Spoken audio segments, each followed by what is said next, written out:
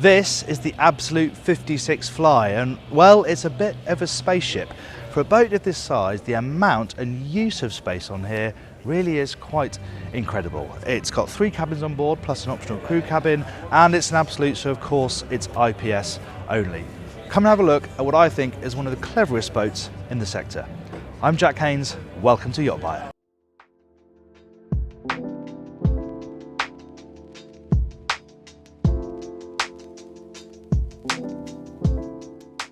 On the 56 Fly, Absolute has brought in a fair few features that we've already seen in different parts of the range, so from the 60 Fly and also the 48 Coupe.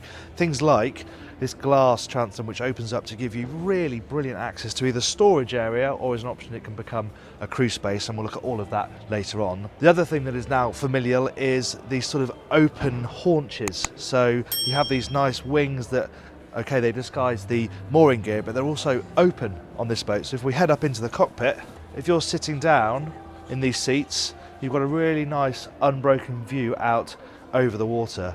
You've got your mooring gear back there. Incidentally, this moulded base here, I thought it was for a winch. It's not. As an option, you can have some lanterns that slide in and out. You can move them around the deck. This boat hasn't got them, and that's quite a nice feature, and that is what that's for if you have got them on the list.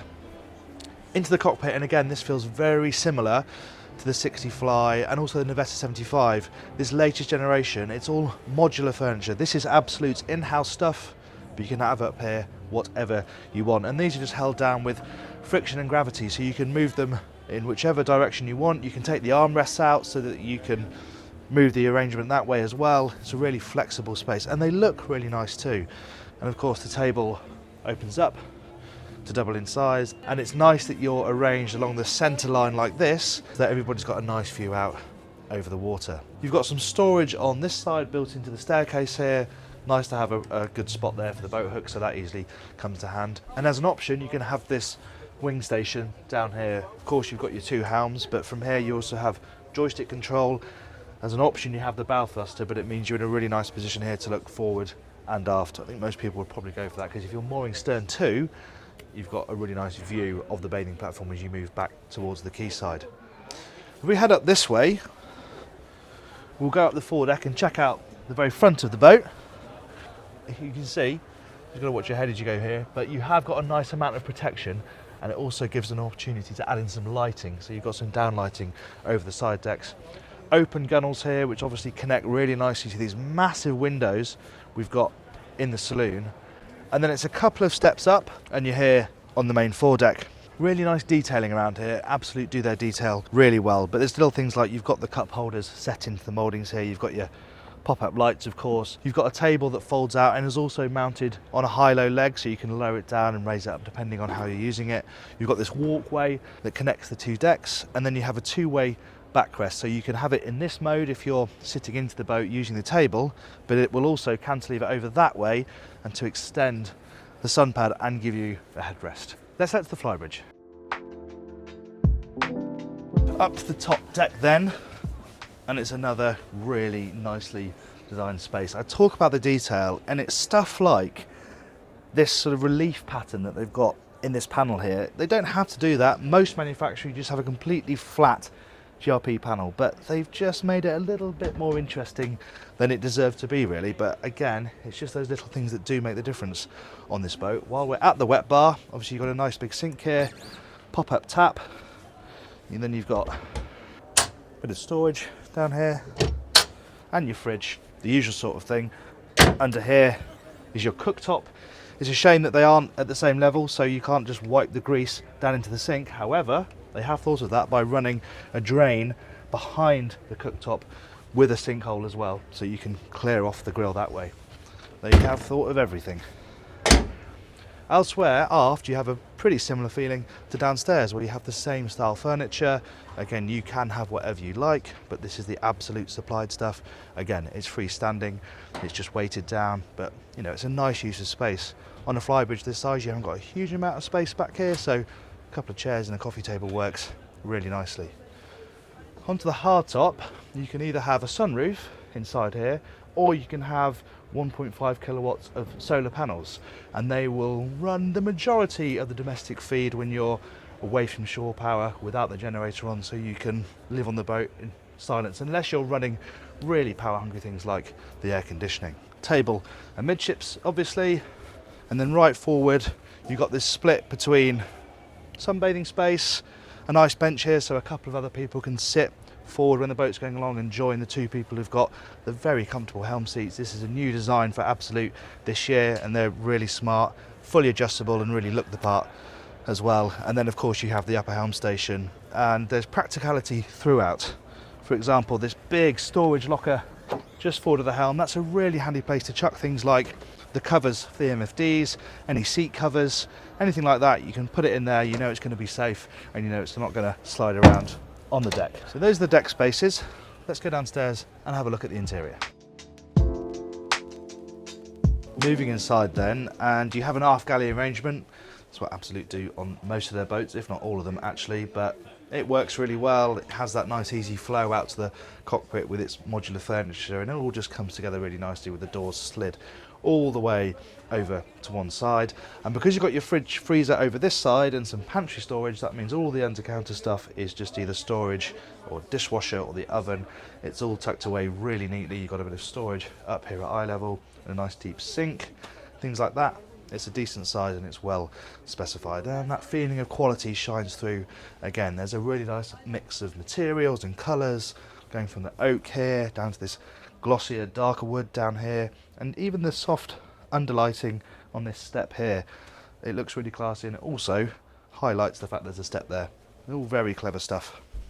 Moving forward, you can see where the TV pops out from because it's currently up, and another addition that we have from the 48 Coupe and the 60 Fly is drop down windows on both sides. This boat's only got them on the port side. You can have them on the starboard side as well if you like, but Absolute say if you have that natural ventilation, you may not need to run the air conditioning, so therefore you can rely more on those optional solar panels. That's the theory anyway.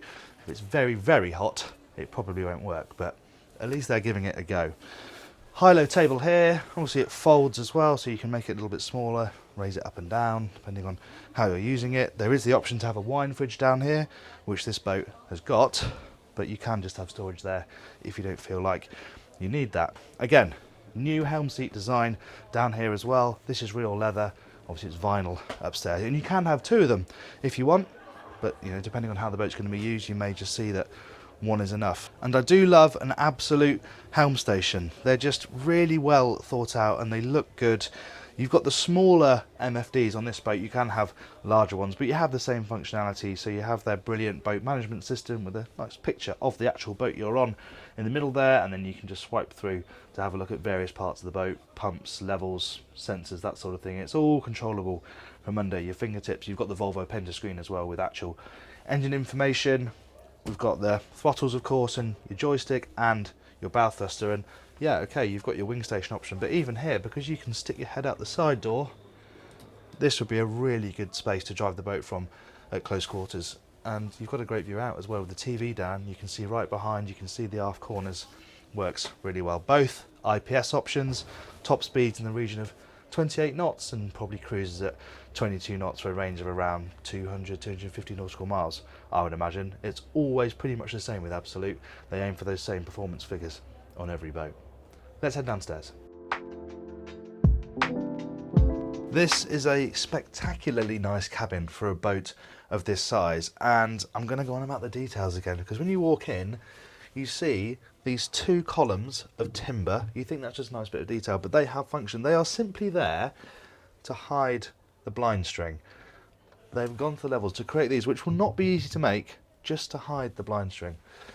Yeah, that's really quite something. And then the rest of the cabin is as well. It's super spacious. Of course, it's unique really in this market in that you have the owner cabin forward. It's ever so slightly elevated. It benefits massively from these huge hull windows on both sides, and the finish and the feel of everything really is lovely. And because the bed is mounted this way, you obviously have the bathroom right forward, and I really like the way you have this great transition between this unit here and what's inside the bathroom, and it sort of clings to the whole size but makes the very most of that space as well. So you have a nice big sink to port, and then a really good sized shower cubicle that's of course completely separate there on the starboard side, and it's all hidden away by Absolute's favourite thing, the old pocket door. But they put them to really good use throughout this interior, especially so there. In terms of storage, very good as well, because you've got a small but walk-in wardrobe in that corner. You've got cupboards dotted around at waist level all over the place. You've got storage under the bed as well. Yeah, it's fabulous. And that means that amidships, you also have a full beam VIP cabin.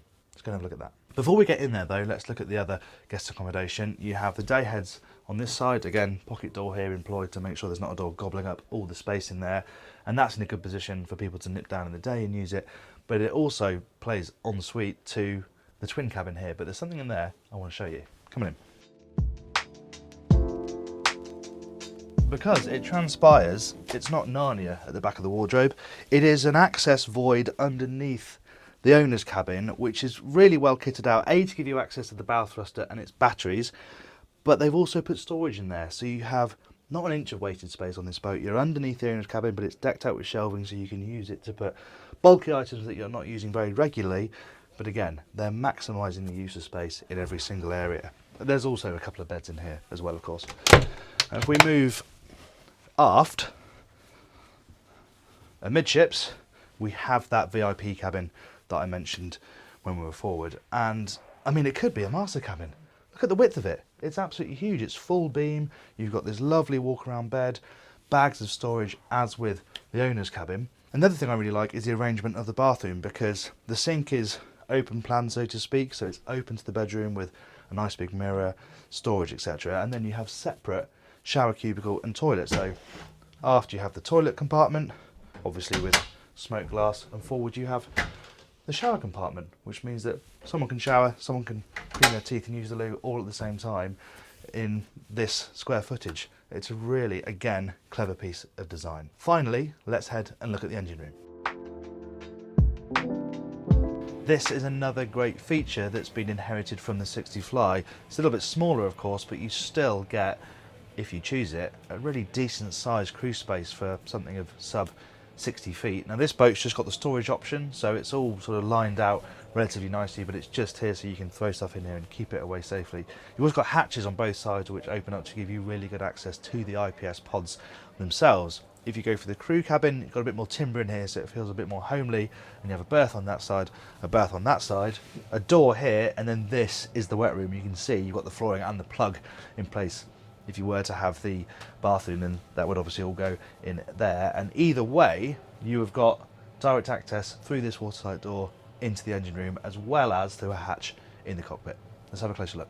And we've got the hatch open that I mentioned just now, just to give us a bit more light down here, but there is full standing headroom for a 6-footer with the hatch closed as well. It is a bit more pinched elsewhere, but here in the middle of the engine room, when you first come down, headroom is pretty good, and it's really well laid out, this space. Obviously you've got the engines both sides, but there's enough space around them that you can get around all sides of them, and they've aligned the generator and the air conditioning here in the middle, so again, easy to get to, sort of tucked out the way. They've even got a tray built in here that you can put your tools in if you're working down here and know where they are, and they can't slide around anywhere. Again, it's just really thoughtful stuff, and really nice to have that double access element as well. This hatch for a quick check, and then full walk-in access from the crew space. Thank you very much for watching that review. I hope you enjoyed it. If you did, please do give it a like, and if you'd like to watch my full sea trial of the Novetta 75 from Absolute, click up here. If you'd like to subscribe to the channel, which I really hope you do, click up here. Thanks for watching.